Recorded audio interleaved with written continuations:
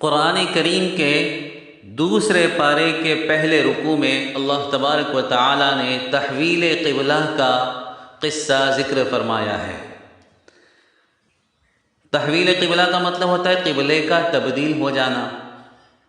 آپ جانتے ہیں کہ مسلمان اور ساری دنیا کے مسلمان، چاہے مشرق کا ہو، مغرب کا ہو، شمال کا ہو یا جنوب کا ہو، کسی جگہ اور کسی جہت کا رہنے والا ہو، نماز میں رخ صرف ایک ہی سمت کرتے ہیں، یعنی کعبۃ اللہ کی طرف اپنا رخ کرتے ہیں۔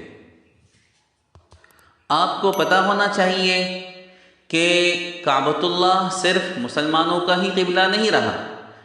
اور امت محمدیہ ہی کا قبلہ نہیں رہا ہے، بلکہ آپ سے پہلے بھی جتنی امتیں آئی ہیں ان میں سے بہت سو کا قبلہ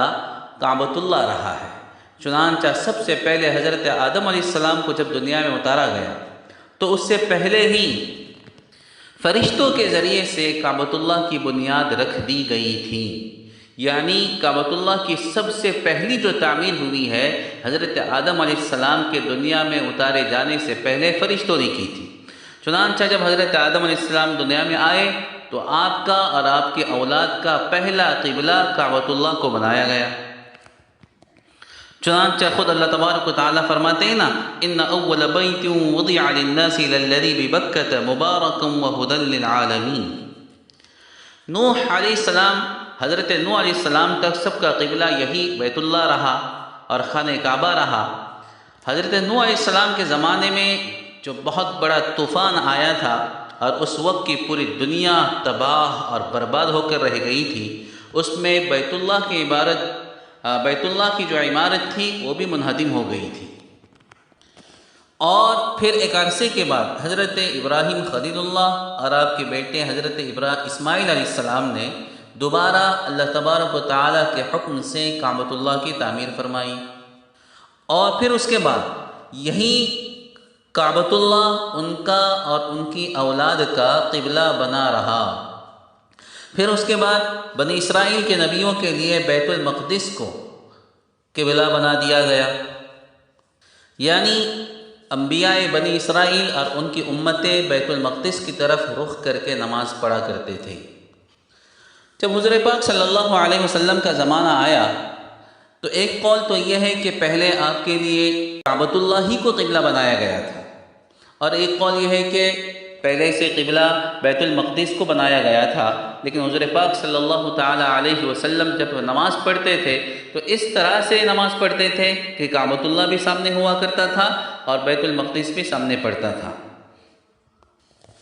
بہرحال جب حضور پاک صلی اللہ تعالی علیہ وسلم نے مدینہ منورہ ہجرت فرمائی، حضور پاک صلی اللہ علیہ وسلم نے ہجرت کے تقریباً 16-17 مہینوں کے بعد تک بیت المقدس کی طرف رخ کر کے نماز پڑھائی ہے۔ چونکہ اللہ تبارک و تعالیٰ کا حکم تھا تو حضور پاک صلی اللہ تعالی علیہ وسلم تو سرتاپا اطاعت تھے، لیکن آپ کی دلی خواہش یہ تھی کہ خانہ کعبہ کو قبلہ بنا دیا جائے، جو کہ آپ کے آبا و اجداد کا اور حضرت ابراہیم علیہ السلام کا قبلہ تھا۔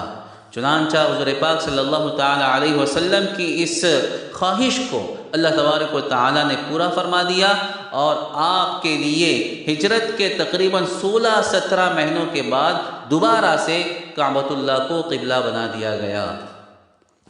حضور پاک صلی اللہ تعالی علیہ وسلم کی یہ خواہش اتنی شدید تھی، اور بلکہ حضور پاک صلی اللہ علیہ وسلم کو خود اس بات کی امید بھی رہتی تھی کہ اللہ تبارک و تعالی میری اس خواہش کو ضرور پورا فرمائیں گے۔ چنانچہ بسا اوقات آپ نماز کے اندر ہی آسمان کی طرف دیکھنے لگتے تھے کہ شاید وہی آ جائے۔ چنانچہ دوسرے پارے میں اللہ فرماتے ہیں نا، قد نرى تقلب وجهك في السماء فلنولينك قبلة ترضاها فول وجهك شطر المسجد الحرام۔ ہم دیکھ رہے ہیں آپ کا بار بار آسمان کی طرف نظر اٹھانا، سو ہم آپ کا قبلہ وہی بدل دیں گے جو آپ کو پسند ہے۔ آئندہ آپ نماز میں اپنا رخ مسجد حرام کی طرف کیجئے، فول وجهك شطر المسجد الحرام۔ یہ ہے وہ آیت جس کے اندر تحویل قبلہ کا حکم دیا گیا تھا، یعنی پہلے جو قبلہ بیت المقدس تھا، اب یہ حکم دیا گیا کہ آئندہ آپ کو جو نمازیں پڑھنی ہے وہ کعبۃ اللہ کی طرف رخ کر کے پڑھنی ہے۔ اب جب مسلمانوں نے اپنا رخ کعبۃ اللہ کی طرف پھیر لیا، یعنی نماز ادا کرتے وقت خانہ کعبہ کی طرف رخ کرنے لگے اور بیت المقدس کی طرف رخ کرنا چھوڑ دیا، تو یہود اور نصارہ کو اور مشرکین اور منافقین کو اعتراض ہوا کہ یہ کیسا دین ہے، اس دین کا کوئی ٹھکانہ نہیں، اس کا قبلہ بھی روز بروز بدلتا رہتا ہے۔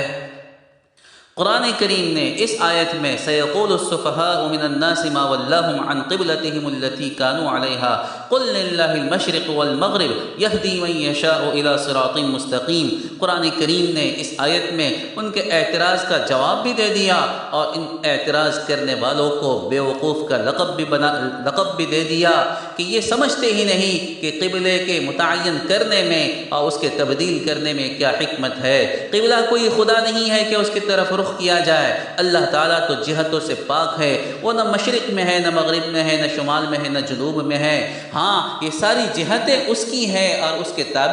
تابع میں ہے، وہ جس طرف چاہے رخ کرنے کا حکم دے دے۔ قل للہ المشرق والمغرب، مشرق بھی اللہ کی اور مغرب بھی اللہ کی اور شمال بھی اللہ کی اور جنوب بھی میرے اللہ کی، ساری جہتیں اس کے تابع ہیں، اسے اختیار ہے کہ جس طرف چاہے رخ کرنے کا حکم دے دے۔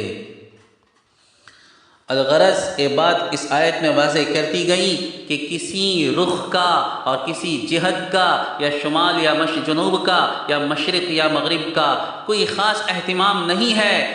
بلکہ اللہ نے چونکہ کعبۃ اللہ کو قبلہ بنا دیا، متعین کر دیا، اس لیے اس کی خصوصیت ہو گئی اور اس میں امتیاز آ گیا۔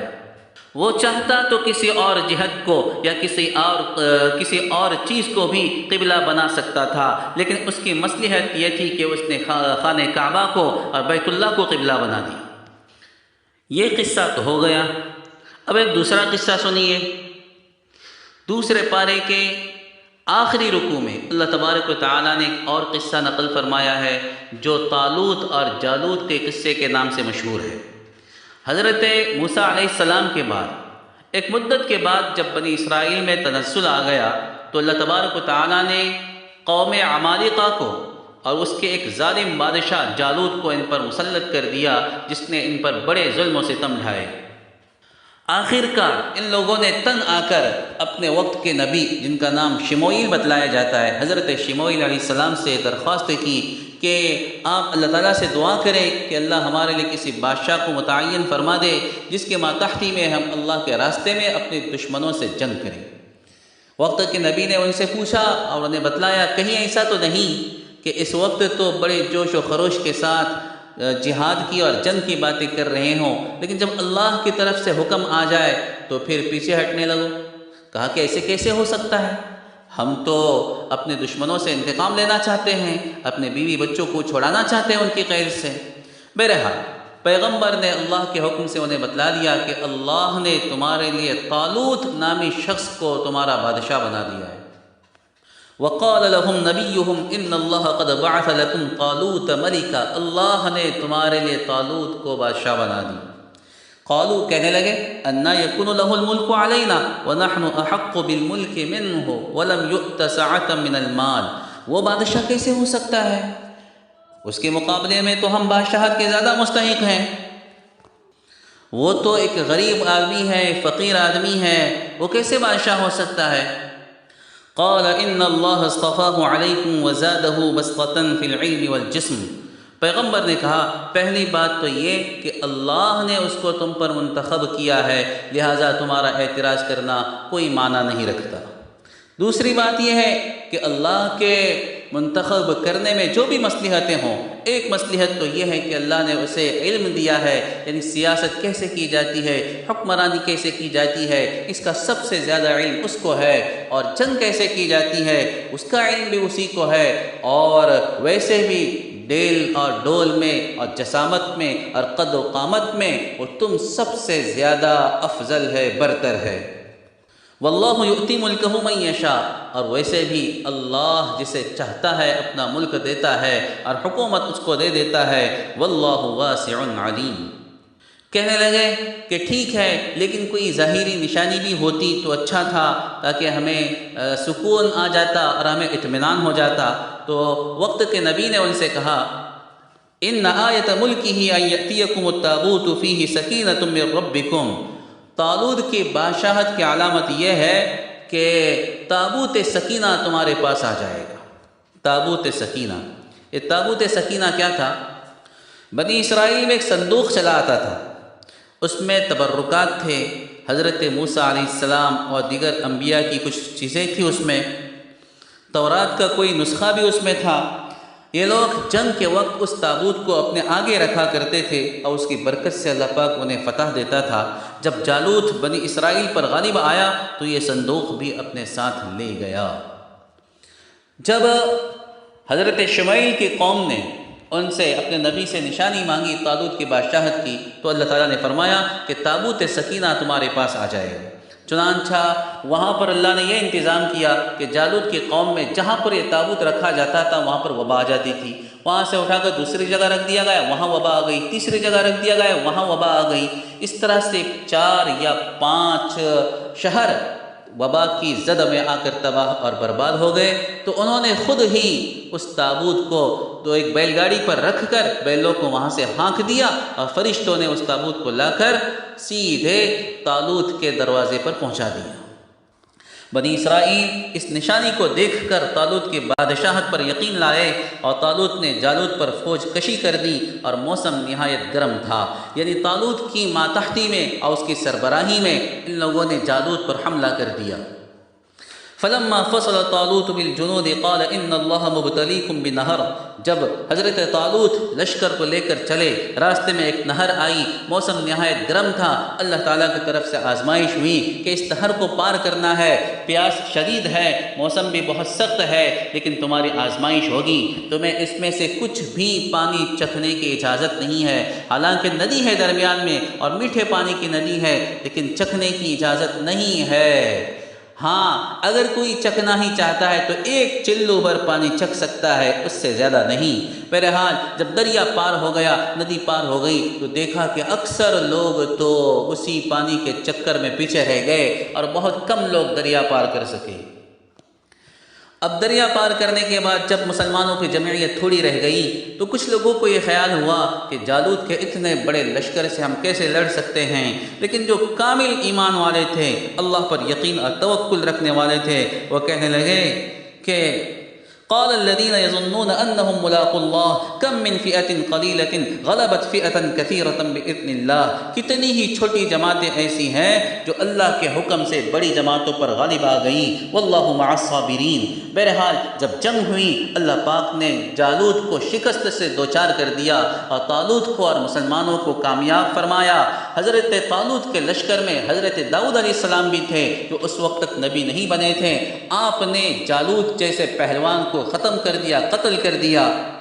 وقتل داود جالوت وآتاہ اللہ الملک والحکمت وعلمہ مما یشاء، اور پھر اللہ تبارک و تعالیٰ نے حضرت داؤد علیہ السلام کو بادشاہت بھی عطا فرمائی اور نبوت بھی عطا فرمائی، اور آپ اپنے وقت کے اتنے بڑے نبی بن گئے کہ آپ پر اللہ نے مستقل ایک بڑی کتاب کو، آسمانی کتاب کو نازل فرمایا جسے ہم زبور کے نام سے جانتے ہیں۔